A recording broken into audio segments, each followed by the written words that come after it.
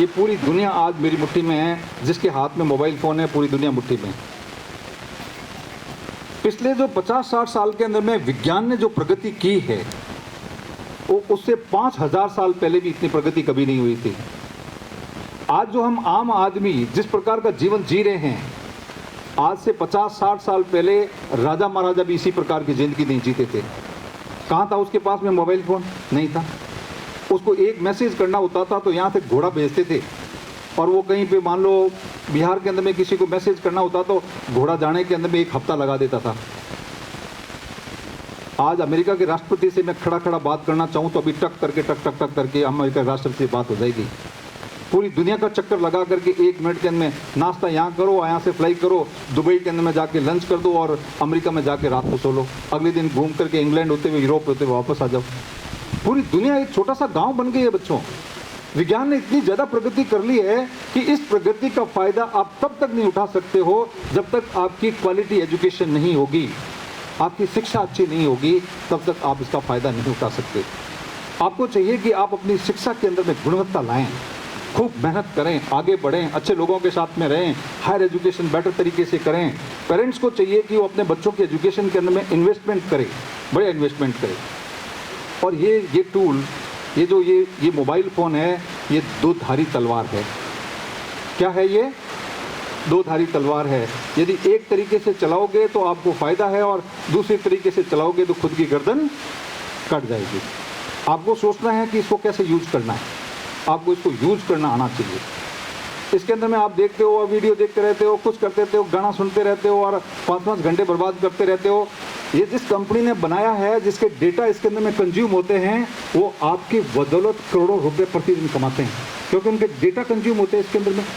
उसने तो अपने फ़ायदे के लिए बनाया है, वो तो अरबपति बन गया, उसके घर में तो हवाई जहाज खड़ी है, और आपको बेवकूफ़ बना करके आपके पैसे बर्बाद करवा रहा है, आपका टाइम बर्बाद कर रहा है। आप कहाँ से पैसे कमाओगे? यदि इसको यूज़ करना है तो आप अपने खुद के फ़ायदे के लिए यूज़ करो। गांव के बच्चों के लिए यदि आप स्पोकन इंग्लिश के लिए कोई वीडियो सुनते हो, या कोई महान लोगों की कोई स्टोरीज़ के बारे में सुनते हो, या किसी प्रकार का आप अपनी एजुकेशन के अंदर में एज ए सपोर्ट के तौर पे इस टूल को यूज़ करते हो, तब तो आपके फ़ायदेमंद है। और यदि आप वेस्टेज ऑफ टाइम करते हो, सोशल मीडिया यूज़ करते हो, फ्रेंड्स के साथ चैट करते हो, वो करते हो, इंस्टाग्राम के अंदर में फ़ोटो डालते हो, मैं समझता हूँ बहुत बड़ी बेवकूफ़ी है और बहुत बड़ा जो आपका ये समय का बर्बादी है। आपको अपने आप में ऐसी शख्सियत बनो ना कि आपका जब आप शख्सियत बनने के बाद आपके फ्रेंड्स आपको गूगल करके आएंगे, ढूंढेंगे कि अरे मेरा दोस्त तो वहाँ बन गया है, वो तो IAS बन गया है, वो तो फौज के अंदर में कर्नल बन गया, अफसर बन गया है। वो अपने आप गूगल करेगा, गूगल वाला ढूंढ करके दे देगा कि वहाँ बैठा हुआ है, फलाना जिले का कलेक्टर आपका दोस्त है। आप तो ऐसे व्यक्ति बनो। अब जब तक आप नहीं बनते हो तब तक इसको अपने खुद के यूज़ करने के लिए करो। सोशल मीडिया आज के ज़माने के अंदर में हमारे बच्चों का बहुत समय बर्बाद करता है। पुराने ज़माने में कहते थे कि you tell me about your friends, I will tell about your future. आप अपने दोस्तों के बारे में बताओ, मैं बता दूंगा कि आपकी फ्यूचर कैसे होने वाला है, आपका भविष्य कैसा बनेगा। ऐसे कहते थे पहले। आज के दिन के अंदर में ये हो गया है कि you tell me about 2 months social media history of your mobile phone. You tell me about 2 months history of your social media mobile phone and I will tell about your future. कि 2 महीने की आप social media की history मेरे को निकाल करके बता दो और मुझे पता लग जाएगा आप कौन सी डायरेक्शन के अंदर में जा रहे हो, आप किससे चैट कर रहे हो, क्या कर रहे हो, कौन सी वीडियो देख रहे हो। वो 2 महीने की हिस्ट्री के अंदर में सब पता लग जाएगा कि आपने टाइम वेस्ट किया है या अपने खुद के उपयोग के अंदर में ठीक से उपयोग में आपने मोबाइल फ़ोन लिया है। तो आपको इसको ये सोचने की, ये समझने की ज़रूरत है कि ये सोशल मीडिया का जो प्लेटफॉर्म्स हैं और मोबाइल फ़ोन है, जो धारी तलवार है, अच्छी तरह से इसको उपयोग करोगे, इसके बिना रहा भी नहीं जा सकता है। बट इसको सही तरीके से उपयोग करो और अपने कल्याण के लिए आगे बढ़ो। अंत में यही है कि हम इंसान के रूप में आए हैं इस धरती के ऊपर में। हम सभी एक छोटे से टूरिस्ट हैं इस धरती के ऊपर में। हम पर्यटक के रूप में आए हैं। पर्यटक का मतलब समझते हो आप लोग?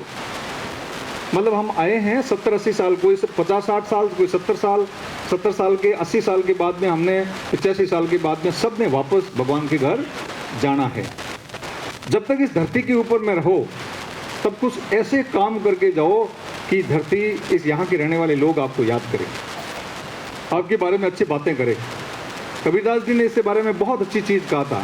कबीरा आए संसार में सब हंसे तुम रोए। जब बच्चा जन्म लेता है तो क्या करता है, रोते रोते जन्म लेता नहीं लेता है। तो इसलिए कबीरदास जी ने कहा था कि कबीरा आए संसार में सब हंसे, यानी कि रिश्तेदार पूरे हंसे कि बच्चे का जन्म हुआ।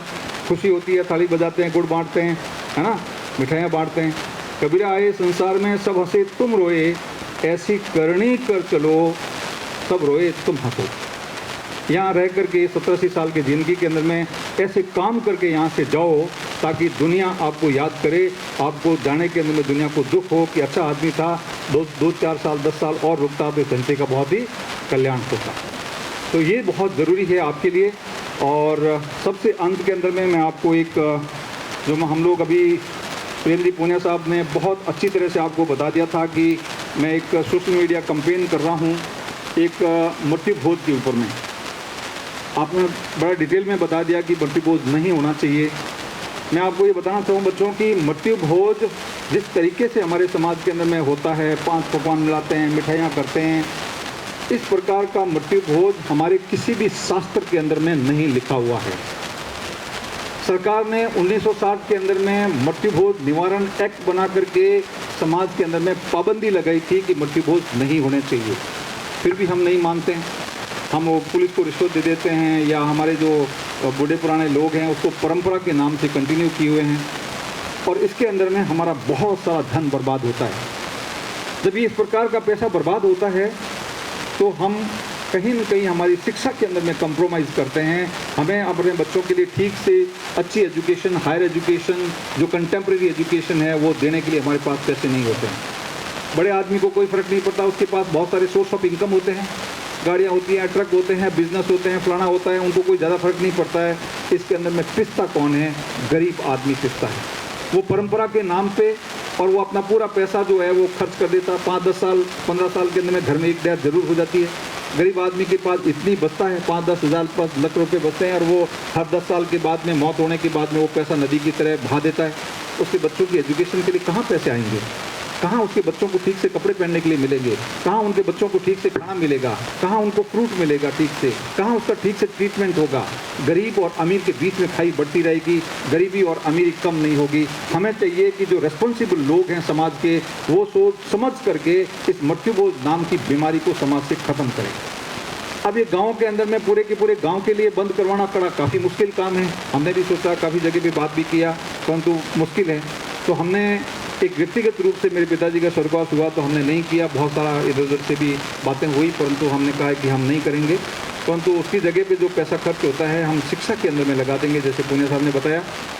उसके बाद में हमने अभी तक 10,000 से ज़्यादा लोगों को 10,000 से ज़्यादा लोगों से ये शपथ पत्र भरवाया है। इस शपथ पत्र में और कुछ नहीं है, उसके अंदर में व्यक्ति अपने आप से शपथ लेता है कि मैं मृत्यु भोज नहीं खाऊंगा। अब वो इसके अंदर में ये नहीं है कि मैं मृत्यु भोज नहीं करूंगा, करना उसके बस की बात नहीं है, क्योंकि उसके चाचा ताऊ वगैरह कुछ गांव वाले सब मिलकर के कर रहे हैं तो उसको मजबूरी के अंदर में करना भी पड़ सकता है। परंतु करते हुए भी वो मृत्यु भोज नहीं खा सकता, वो उसके खुद के बस की बात है। मेरी खुद की नानी जी की डेथ हुई थी, मैंने मृत्यु भोज नहीं खाया। मामा जी के सामने हाथ जोड़ के खड़ा हो गया कि मामा जी मैं पिछले 40 साल से नहीं खा रहा हूँ, तो क्यों मजबूर कर रहे हो? वो भी मान गए, उन्होंने नहीं कहा। तो यदि हम सभी लोग इस प्रकार से मृत्यु भोज खाना बंद कर देंगे तो मैं समझता हूँ कि अपने आप ये बीमारी 5-7 साल 10 साल के अंदर में ख़त्म हो जाएगी। अब ये खाना क्यों नहीं चाहिए? अब मैं आप बच्चों से पूछूंगा कि आप कहीं पे अच्छे नंबर लेके आते हो तो आपके माताजी गांव में चलो मिठाई की दुकान नहीं होती है तो जो हलवा बना करके खिलाती है, नहीं खिलाती कभी? आप कोई अच्छा नाम करके आते हो तो आपके माताजी क्या करते हैं कि आप आज थोड़ी बहुत बढ़िया काम करियो, आज थोड़ा हकड़ा नंबर आया परीक्षा में, आज टेस्ट हो जो थोड़ा हीरो बनाना खड़ा हो। ऐसा होता ही नहीं होता गांव में? अक्सर होता है ना। कभी आप फेल हुए हो या आपने कहीं से कोई शिकायत लेके आए हो, आपने कोई गंदा काम किया है, तो क्या आपकी माँ ने आपको हलवा बना के खिलाया है क्या? तो ये जो हलवा या मिठाई होती है ये खुशी का प्रतीक होती है बच्चों, और किसी की मौत खुशी का प्रतीक नहीं हो सकती है। मौत जो होती है कोई खुशी का प्रतीक नहीं हो सकती है, वो दुख का कारण है। अब दुख के अंदर में मीठा भोजन, हलवा पूड़ी 5 पकवान ये कैसे खा सकते हो? एक गाय का बच्चा मर जाता है, वो तो 3 दिन चारा नहीं खाती है, पानी नहीं पीती है। हमारी जो मानसिक, जो हमारी मानवीय संवेदनाएं, हम जो इंसान अपने आप को कहते हैं, हम उत्कृष्ट जीव कहते हैं धरती के, हमारी मानवीय संवेदनाएं ऐसे कैसे मर गई कि हम जो है वो मरने के ऊपर में भी 5 पकवान लबालब मालपुए खाते जा रहे हैं। क्या हमारी आत्मा हमको कोसती नहीं है कि ये क्या कर रहे हो यार, यहाँ तो डेथ हो रखी है, लोग तो रो रहे हैं, आंखों से आंसू गिर रहे हैं और हम बैठ कर के पास में हलवा खा रहे हैं, लड्डू खा रहे हैं। तो इस प्रकार की संवेदनाओं को जीवित रखने की आवश्यकता है। हम इंसान हैं और इंसान की तरह बिहेव करने की आवश्यकता है हमें। तो मैं चाहता हूं कि जो बच्चे समझदार हैं, जो बच्चे चाहते हैं कि ये गलत प्रथा है, तो वो बच्चे इस पर्ची को जरूर भरें, परंतु किसी प्रकार का किसके ऊपर में कोई बंधन नहीं है कि जरूर भरें। कौन से बच्चे, कितने बच्चे हैं जो पर्ची भरना चाहते हैं? कितने बच्चे हैं? कोई बच्चे भरना ही नहीं चाहते? हाँ, वेरी गुड, शाबाश, वेरी गुड, हिम्मत की है भाई। इसने 2 बच्चों ने, 3 ने कर दी, 4 ने कर दी, वेरी गुड। देखो ये बच्चे, इतने सारे बच्चे हो गए, वेरी गुड वेरी गुड। बच्चों में हिम्मत नहीं है, हैं? अच्छा ठीक है। जो किसी के ऊपर में कोई बंधन नहीं है, जो बच्चे, जो मेरे पास खूब पर्चियाँ हैं, इसके अंदर में कार्बन लगा हुआ है, इस पर्ची को भर करके और एक की जो लाल कॉपी है वो अपने पास में ले ले और अपने पास में रखे कि भाई मैंने तो अपने आप में खुद से प्रण किया हुआ है कि मैं कहीं पर भी कोई मट्टी बोझ होगा तो नहीं खाऊंगा। ये करो तो कोई करने वाले के लिए कोई बंधन नहीं है। इसके अंदर में ये भी नहीं है कि जाके पुलिस को शिकायत करके बंद करवा दूंगा, ऐसा भी नहीं कहते हैं हम कहते हैं कि व्यक्ति परिवर्तन से समाज के अंदर में परिवर्तन आएगा। व्यक्ति खुद परिवर्तित हो जाएगा तो समाज के अंदर में कुरीतियाँ अपने आप आ जाएगी, खत्म हो जाएगी। और हमें अपने साइंटिफिक तरीके से, हमने अपने वैज्ञानिक सोच के माध्यम से, अच्छे विचारों के माध्यम से इस प्रथा को खत्म करना है।